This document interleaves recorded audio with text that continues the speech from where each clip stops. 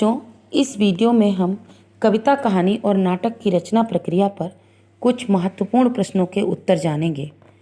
प्रश्न है पहला, कविता, कहानी और नाटक तीनों की रचना प्रक्रिया में क्या समानता है? तो कविता, कहानी और नाटक तीनों ही रचनात्मक साहित्य हैं जिनका उद्भव भावना या अनुभूति से होता है।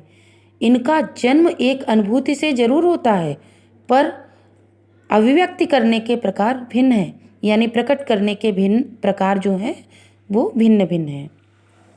अगला क्वेश्चन है हमारा, कविता कहानी और नाटक से किस प्रकार भिन्न है?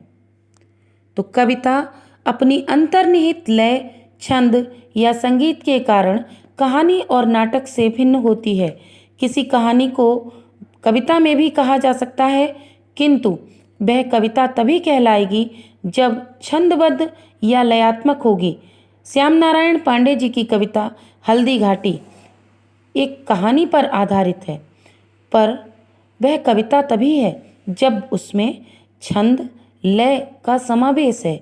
इसी प्रकार रामचरितमानस एक नाटक है, उसमें संवाद हैं, फिर भी काव्यात्मक गुण होने के कारण वह काव्य या महाकाव्य है। अगला क्वेश्चन है, कविता के कौन से तत्व हैं? तो कविता के मुख्य 4 तत्व हैं। नंबर 1 अनुभूति, कल्पना, विचार और भाषा। छंद के आधार पर कविता के 3 प्रकार बताइए। तो छंद के आधार पर कविता के 3 प्रकार हैं। नंबर 1 छंदयुक्त, नंबर 2 छंद मुक्त, नंबर 3 मुक्त छंद। अगला है, छंद मुक्त कविता को कविता बनाने वाले 3 तत्व लिखिए। तो अनुभूति की तीव्रता, प्रभावी बिंबों, प्रतीकों या सूक्ति संक्षिप्तता, चुस्त वाक्य रचना, ये 3 प्रकार हैं। अगला क्वेश्चन है हमारा, कविता और मुक्त छंद कविता में अंतर बताइए। कविता या मुक्त छंद कविता? कविता या छंद युक्त कविता छंद में होना अनिवार्य है। कविता या छंद युक्त कविता छंद में होना अनिवार्य है। उसके स्वरों में निश्चित नियम, क्रम, गति और यति होती है, और नाम से ही जैसा स्पष्ट है, मुक्त छंद कविता में लयात्मकता तो होती है, किंतु छंद का निश्चित क्रम नहीं होता, यति गति नहीं होती। अगला क्वेश्चन है, कहानी और कविता में अंतर स्पष्ट करिए। तो कहानी गद्यात्मक होती है, उसमें किसी घटना का रोचक वर्णन होता है। कविता पद्यात्मक होती है, गेयात्मक होती है, उसमें किसी घटना का होना अनिवार्य नहीं है, किंतु छंद, लय, तुक, यति, गति आदि के गुण होना आवश्यक है। नेक्स्ट है, कहानी के 6 तत्व लिखिए। तो कहानी के 6 तत्व हैं। नंबर 1 कथा वस्तु, नंबर 2 पात्र तथा चरित्र चित्रण, नंबर 3 संवाद या कथोपकथन, नंबर 4 देश काल या वातावरण, नंबर 5 भाषा शैली, नंबर 6 उद्देश्य। अगला है, कहानी का सबसे आकर्षक तत्व क्या है? तो कहानी का सबसे आकर्षक तत्व है जिज्ञासा, अर्थात आगे क्या हुआ। अगला क्वेश्चन है, पुरानी कहानी और नई कहानी में अंतर स्पष्ट करिए। तो पुरानी कहानी में कहानी का अंत संदेश किसी सुखांत पर होता था। नई कहानी सुखांत की बजाय जीवन के सूक्ष्म यथार्थ वर्णन को खोलकर रोचकता उत्पन्न करती है।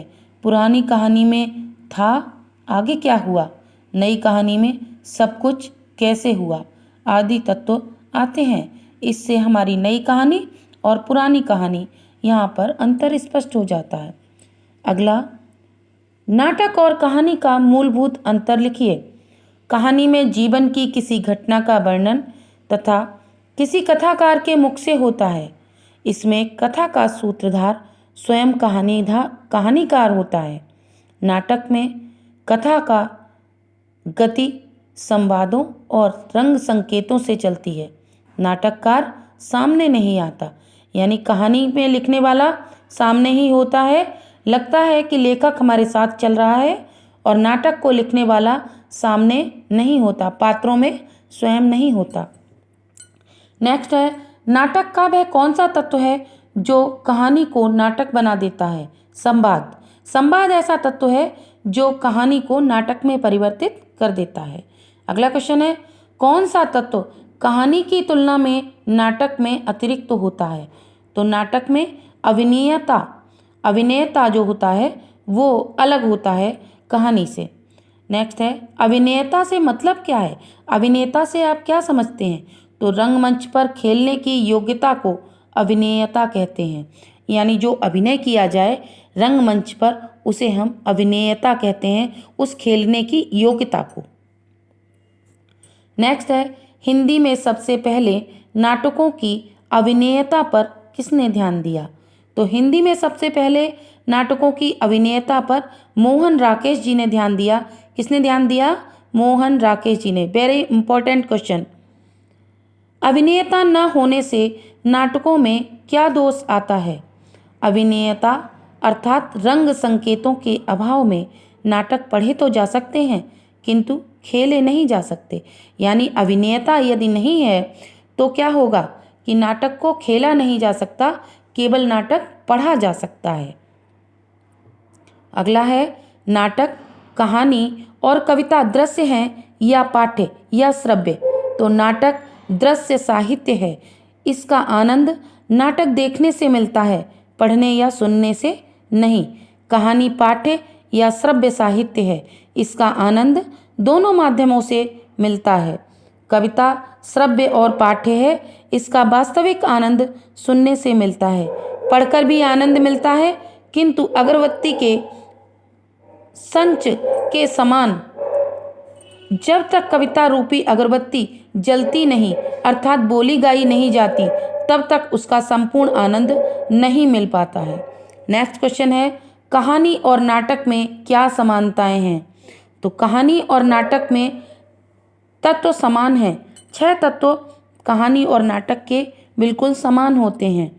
कथा वस्तु दोनों में होती है, संवाद, भाषा शैली, पात्र तथा चरित्र चित्रण, देश काल और वातावरण, उद्देश्य, ये दोनों ही चीज़ों में समान रूप से होते हैं। नेक्स्ट क्वेश्चन है हमारा, रंग संकेतों से क्या आशय है? तो रंग संकेतों से आशय है मंच सज्जा, पात्रों की वेशभूषा, संवाद बोलते हुए उनकी भाव मुद्रा तथा गतिशीलता का वर्णन। अगला है, किन सीमाओं के कारण नाटक रंगमंच पर नहीं खेले जा सकते? तो नित्य बदलते बड़े बड़े दृश्यों के कारण आगजनी, बाढ़, नदी, शेर, बाघ, चीते, हाथी आदि पात्रों के कारण नाटक रंगमंच पर नहीं खेले जा सकते। यानी ऐसे नाटक रंगमंच पर नहीं खेले जा सकते जिनके दृश्य फिल्माना या दृश्य दिखाना बहुत ज़्यादा कठिन हो। ओके, अगर आपको कुछ पसंद आया हो या कोई काम की चीज़ लगी हो तो प्लीज़ मेरे चैनल को लाइक करें एंड सब्सक्राइब करें।